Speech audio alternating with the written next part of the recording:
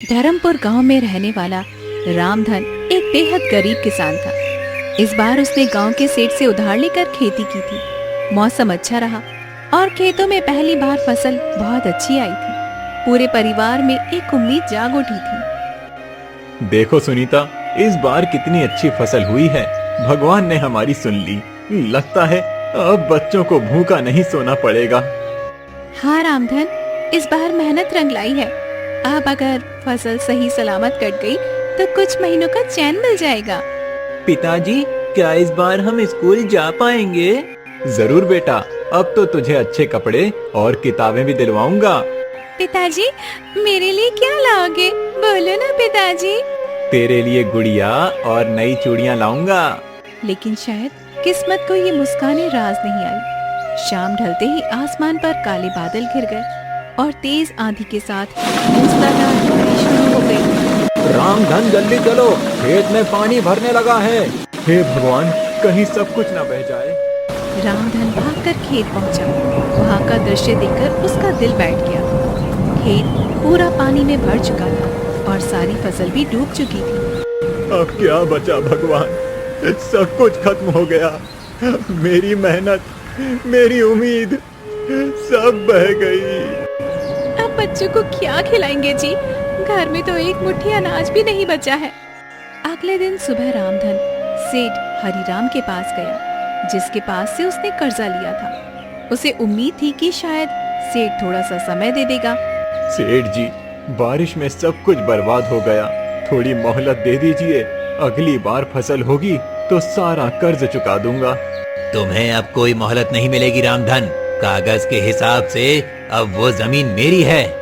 सेठ जी, वो मेरी पुश्तैनी जमीन है। आप ऐसा मत करिए। मुझे कागज से मतलब है, भावना से नहीं। अब वो जमीन मेरे नाम है और तुम लोग तुरंत उसे खाली कर दो। रामधन की जमीन भी चली गई और उसके पास अब कुछ भी नहीं बचा था। उसके पास अब ना तो खेत था, ना पैसा और न ही कोई आसरा। सुनीता, अब इस गांव में हमारे लिए कुछ नहीं बचा। चलो जंगल की ओर चलते हैं। शायद वहाँ कहीं से छुपाने की जगह मिल जाए। ठीक है रामधन, अब जैसी तुम्हारी मर्जी।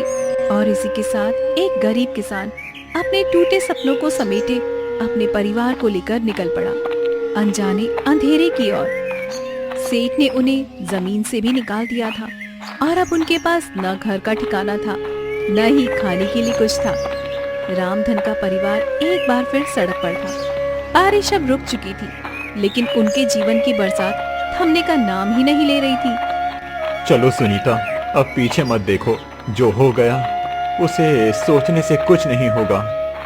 अब घर नहीं बचा सुनीता, बस जिम्मेदारी बची है इन बच्चों की। इन्हें भूखा नहीं सोने दूंगा, चाहे मुझे कुछ भी करना पड़े। पिताजी, अब हम कहाँ जाएंगे? बेटा, अभी हम एक जगह चल रहे हैं। वहाँ शायद कोई बूढ़े बाबा रहते हैं, जंगल के किनारे पर। सुना है वो अच्छे इंसान हैं। मुझे बहुत भूख लगी है बाबू, मुझे खाना चाहिए। थोड़ा और चल ले बेटा, वहाँ पहुँचते ही कुछ इंतजाम कर लेंगे। रामधन का परिवार गांव से बाहर निकलकर जंगल की ओर बढ़ गया। उन्हें दूर से ही एक टूटी हुई कुटिया दिखाई दी। पास जाने पर देखा, वहाँ पर एक बूढ़ा साधु अपनी धुनी रमाए बैठा था। बाबा प्रणाम, हम लोग बहुत मुसीबत में हैं। हमारे पास अब कुछ भी नहीं बचा। बेटा, तुम्हारे चेहरे पर ईमानदारी दिख रही है। तुम चाहो तो इस कुटिया में रह सकते हो। कुछ ज्यादा नहीं है, लेकिन सिर छुपाने की जगह मिल जाएगी। आपका धन्यवाद बाबा, भगवान आपको सुख दे। अब वही टूटी कुटिया उनका नया ठिकाना बन गई थी। अगले दिन सुबह रामधन जंगल में लकड़ी काटने निकला, ताकि बाजार में उसे बेचकर कुछ पैसे मिल जाए। सुनीता, मैं जंगल जा रहा हूँ, लकड़ियाँ काट कर लाऊंगा। फिर उसे बेचकर कुछ सब्जी लाएंगे बच्चों के लिए। जल्दी लौट आना, खाना भी बनाना है और बच्चों को भी कुछ खिलाना है जी।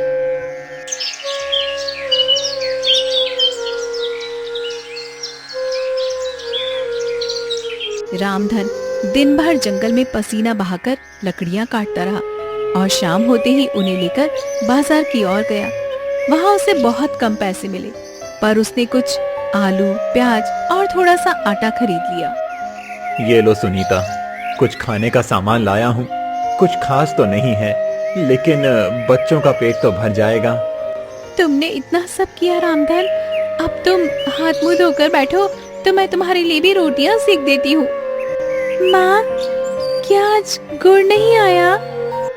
आज नहीं बिटिया, लेकिन हम कल जरूर से गुड़ लेकर आ जाएंगे। रात को सभी ने सूखी रोटियों के साथ उबली सब्जी खाई और पहली बार किसी को भी कोई शिकायत नहीं थी। सबकी आंखों में थकान थी, लेकिन उस थकान में भी एक उम्मीद छिपी थी। अब हर दिन ऐसा ही होगा। मैं मेहनत करूंगा और हम सब मिलकर आगे बढ़ेंगे। हमारे पास कुछ भी नहीं है, लेकिन हम एक साथ हैं, यही सबसे बड़ी बात है। कठिनाइयों का पहाड़ उनके सामने खड़ा था, लेकिन रामधन ने हार नहीं मानी। उसका सफर अभी लंबा था, लेकिन उसका इरादा सटीक था। रामधन अब रोज जंगल जाकर लकड़ियां काटता और शाम तक उसे बाजार में बेचकर जो भी मिलता उससे राशन लाता।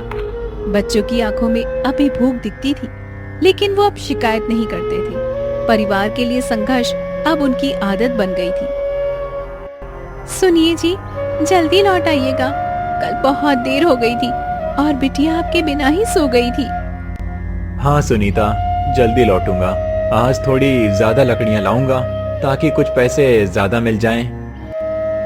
पिताजी, आज क्या गुड़ भी लाएंगे? जरूर बेटा, इस बार तेरे लिए गुड़ भी और माँ के लिए एक साड़ी का सपना भी लेकर आऊंगा।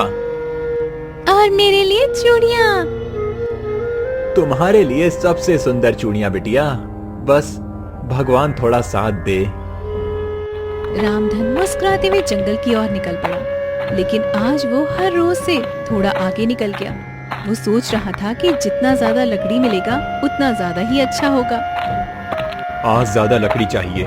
ज्यादा लकड़ी मतलब ज्यादा पैसा मतलब सबके चेहरे पर खुशी। पेड़ों की गहराइयों में वो इतना आगे निकल गया कि उसे पता ही नहीं चला कि वो कहाँ पहुँच गया है। दूर तक सिर्फ जंगल ही जंगल था।